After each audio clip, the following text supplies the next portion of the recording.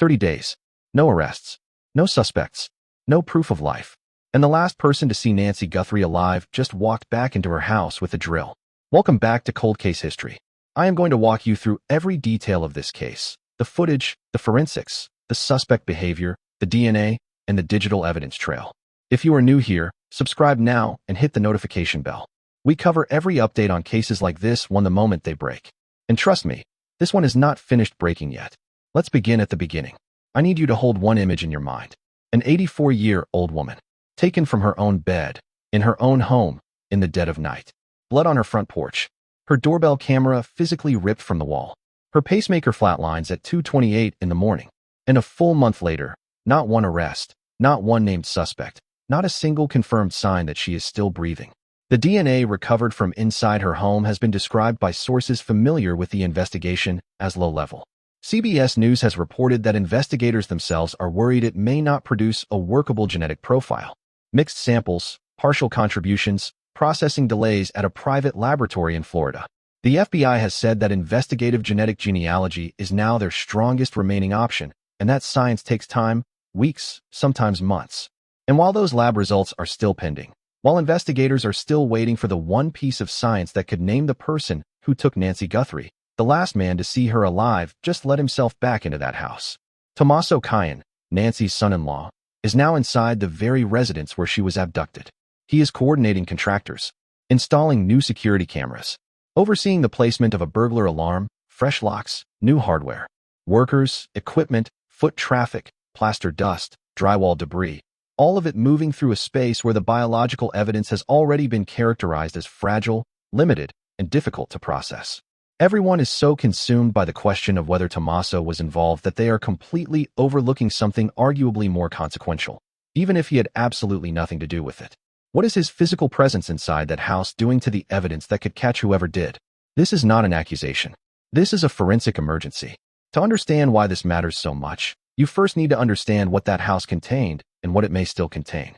When Pima County Sheriff's deputies and FBI agents entered Nancy Guthrie's home on February 1st, they described what they found as deeply alarming and entirely inconsistent with someone leaving voluntarily.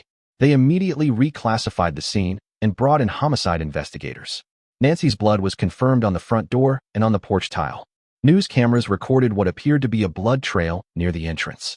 The Google Nest doorbell camera had been removed from its mounting bracket, and glass fragments were found on the ground beneath it, indicating it was destroyed after someone failed to simply pull it free. Nancy's medication and her phone were still in the house. And the Pima County Sheriff's Department confirmed that DNA was collected from the property that did not belong to Nancy or to anyone in regular, close contact with her. That phrase is everything. Foreign DNA. Someone who should not have been there left biological material behind. But here is where the investigation started hitting walls. The DNA problem is layered.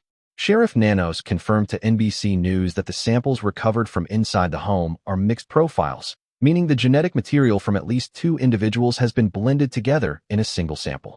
Mixed profiles are notoriously complicated to separate and interpret in a laboratory setting. CBS News reported that sources close to the case have described these samples as low-level, meaning the raw quantity of genetic material may be insufficient to generate a clean, legally defensible result. Lab technicians can attempt to amplify low-level samples through specialized techniques, but it dramatically extends the timeline. A separate DNA profile was also pulled from a glove recovered approximately 2 miles from the house, a glove that appeared consistent with the one visible on the masked figure in the doorbell camera footage. That glove DNA was run through CODIS, the FBI's national database holding over 19 million profiles. No match came back. That sample was then forwarded to a private laboratory in Florida for advanced processing. According to News Nation, that decision is generating friction inside the investigation. The FBI does not directly receive DNA submissions from private labs. Once the Florida lab completes its work, the data must travel back through Arizona's state system before it can be shared with the Bureau for CODIS reentry. It is an added procedural step, and it is adding real time to an investigation that is already bleeding days.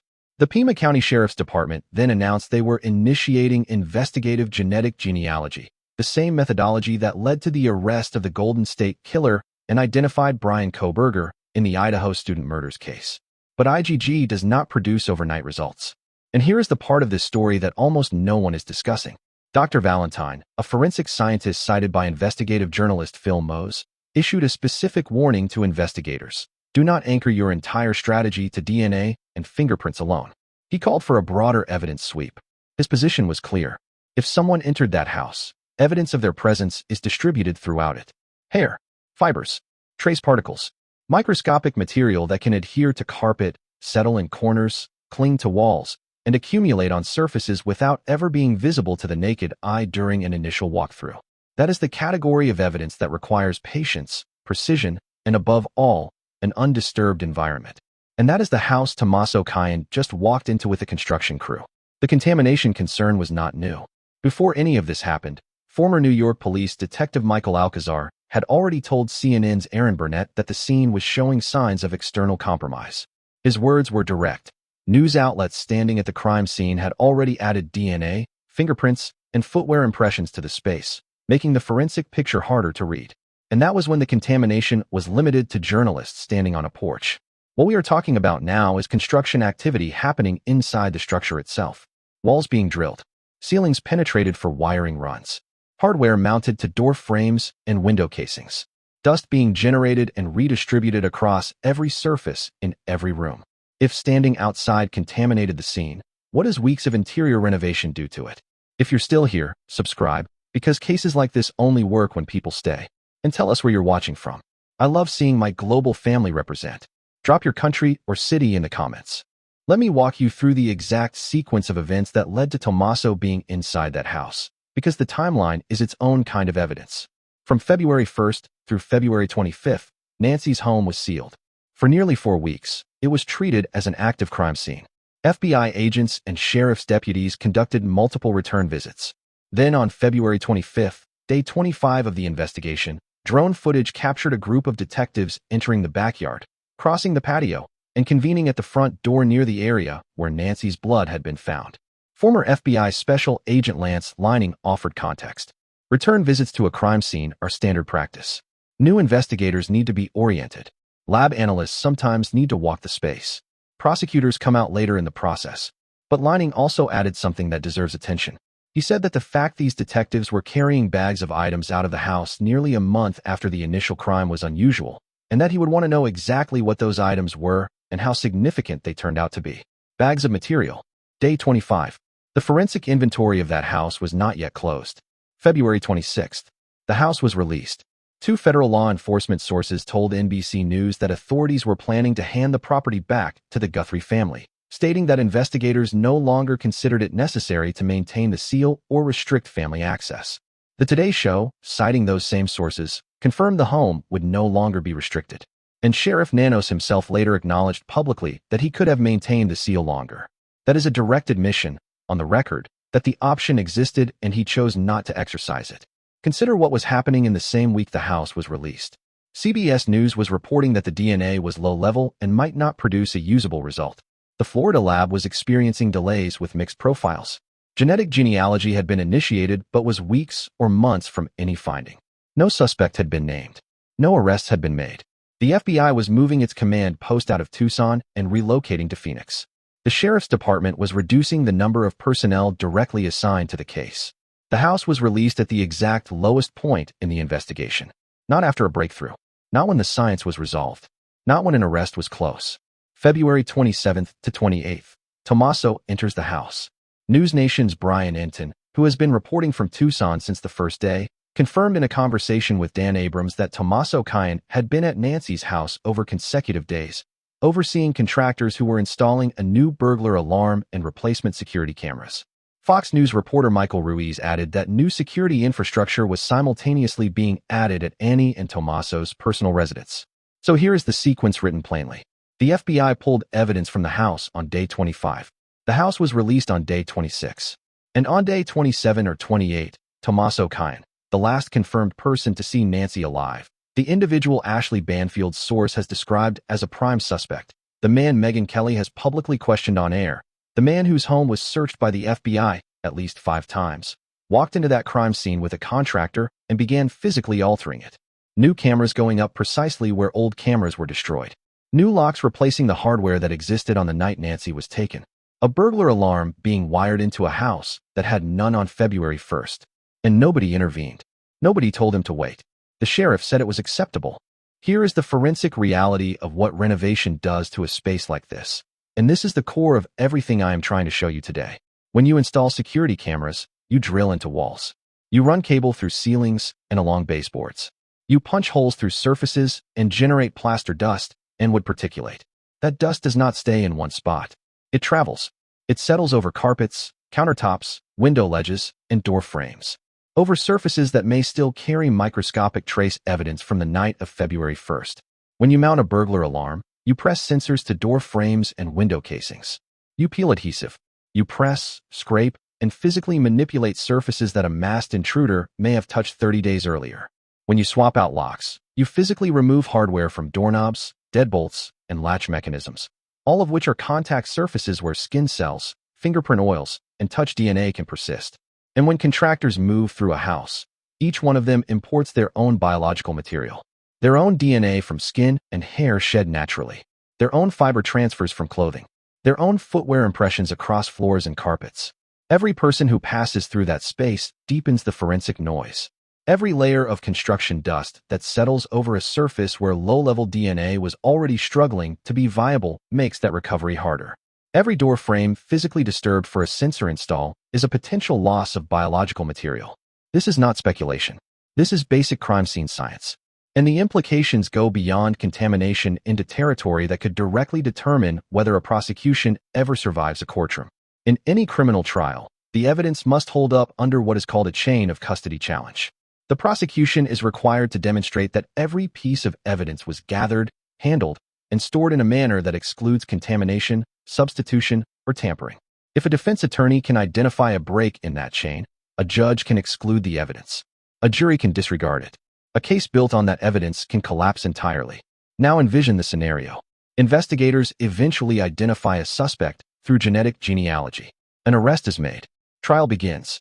The defense attorney rises and tells the court that the DNA evidence allegedly linking the defendant to the crime scene was recovered from a location that was subsequently handed back to the victim's family, whereupon the victim's son-in-law, a man publicly described as a prime suspect by multiple established journalists, a man whose home was searched by the FBI on at least 5 separate occasions, a man whose wife's vehicle was towed and forensically processed, personally supervised, construction workers who installed cameras, locks, and alarm systems throughout the residence. That is not a conspiracy theory. That is a standard defense motion. And in a case where the DNA is already described as low-level and problematic, a motion like that could succeed. Digital forensics expert Heather Barnhart of the SANS Institute and Celebrite, the very company that manufactures the forensic extraction devices the FBI used to process Tomaso's phone, told NBC News that behavioral patterns captured by digital devices are central to cases like this one. She explained that a phone functions as an ongoing silent record of a person's life, and that identifying anomalies in normal patterns, moments where someone appears to be suppressing their digital footprint, is a critical investigative tool. She described the same principle to Fox News in relation to cell tower logs, Wi-Fi connection records, and other passive digital trails. And then she said something that applies with equal force to the physical crime scene. The loudest evidence, she observed, can be its own absence. In the Kohberger case, she noted that the suspect created a digital gap around the time of the murders by switching off his device. The absence of data within that specific window was itself incriminating. Apply that same reasoning to trace evidence. If biological material that should logically be present in a space where someone spent 40 minutes has since been destroyed, displaced, or buried under construction debris, you cannot prove what was there. You cannot analyze what no longer exists. 40 minutes. Criminal defense attorney Lee, with nearly 3 decades of courtroom experience, examined the timeline publicly and made a point that has not received the attention it deserves. The doorbell camera was disabled at 1:47 a.m. Motion was detected inside the house. At 2:12 a.m. Nancy's pacemaker disconnected. At 2:28 a.m. Based on those markers, the intruder was inside the residence for approximately 40 minutes. Lee described that as a significant length of time. And she is right. 40 minutes is long enough to touch numerous surfaces across multiple rooms. To leave fiber transfers on furniture, to shed hair, to leave skin cells on door frames, light switches, countertops, and railings. Those 40 minutes produced evidence distributed across that house. Evidence that is now coexisting with contractor boot prints, power tool residue, fresh hardware adhesive, and drywall dust. Retired FBI Special Agent Jennifer Coffindaffer laid out the standard criteria used to provisionally exclude individuals from suspicion: a verifiable alibi, absence of digital red flags, no DNA at the scene, prior polygraph cooperation, a demonstrated pattern of support for the victim, and no evidence of third-party communication about the crime. She also stated plainly that the case had the hallmarks of an inside job, carried out by someone with direct, intimate knowledge of the home. Her words to Newsweek were precise. The approach toward that door, head angled deliberately away from the camera, moving in a direct line toward the exact location of the device, indicated someone who knew exactly where that camera was mounted. She identified the likely perpetrator as someone in Nancy's immediate orbit: family, a regular employee, a maintenance contact, a trusted acquaintance. Now hold that against what we know. If this case was committed by someone with detailed knowledge of the home, and if the DNA evidence represents the primary remaining pathway to identification, then the integrity of that crime scene is not merely important. It is the whole investigation. And the individual with arguably the most intimate knowledge of that property, the person who managed it, who drove Nancy there that night, who would know the location of every camera and the mechanics of every lock, is the same person currently inside it with construction workers and power tools. Retired Nassau County Lieutenant Michael Gould offered the assessment that has lingered over this entire investigation. He told the Mirror that given Nancy's documented dependency on daily cardiac medication, she likely did not survive beyond the first 72 hours of her disappearance. He suggested her body, if it exists, would probably be found within 2 to 5 miles of the home, consistent with patterns seen in comparable abduction cases. That is the backdrop. DNA evidence stalled in a Florida lab. FBI resources relocated to Phoenix. The Sheriff's Department reducing its case assignment. Tips numbering over 23,000 with none yet producing actionable leads. Ransom communications that arrived in 2 notes and then went completely silent, leading CNN analyst John Miller to suggest they may have been constructed to disguise a home invasion that had already turned fatal rather than representing a genuine ransom demand. A $1 million reward that has produced no breakthrough. And Tommaso Cyan, carrying a drill, installing cameras in the house where Nancy Guthrie was taken from her bed. Let me be clear about what I am and am not saying. Tommaso Cyan has not been charged. He has not been arrested. He has not been named as a suspect or person of interest by any law enforcement agency.